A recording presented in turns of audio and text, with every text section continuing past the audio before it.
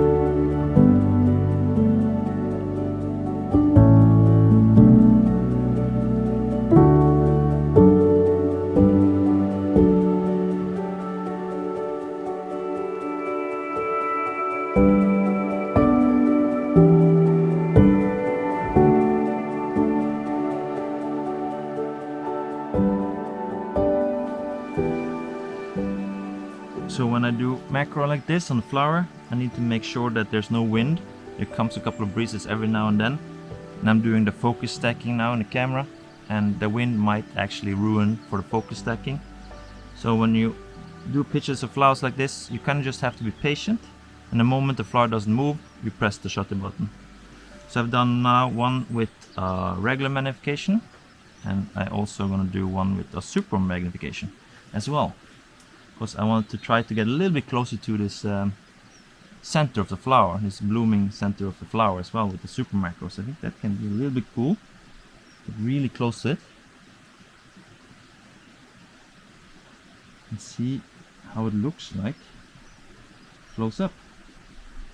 Now it's a little wind again, so I just have to wait. And at super macro, you're like so close. Just a single little breeze will like make the whole flower shake. So I just have to wait now until I get a moment where the flower is not moving at all, or moving as little as possible at least. Like now. There we got it. Hopefully that will turn out to be two good images, or two decent images at least.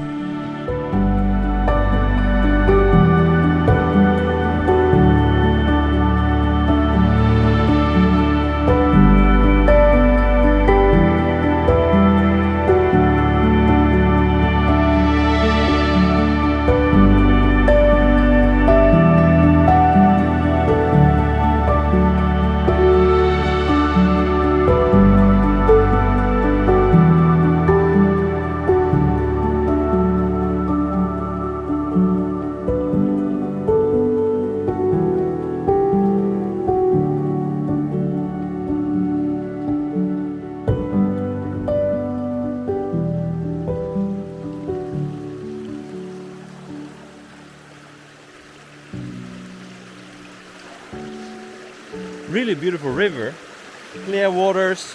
I think this is like newly melted snow as well, coming down from the mountains, because there's still some snow on the mountain tops. But it's a really beautiful river here. Unfortunately, I have not seen any dippers, but I think this might be a river for a dipper further down or further up as well. So I might get lucky with maybe a picture of a dipper, but yeah, I have not seen anything yet, and I've been here for an hour. But I might see something on the way down, because the river is wider further down the valley. So I might look for something there.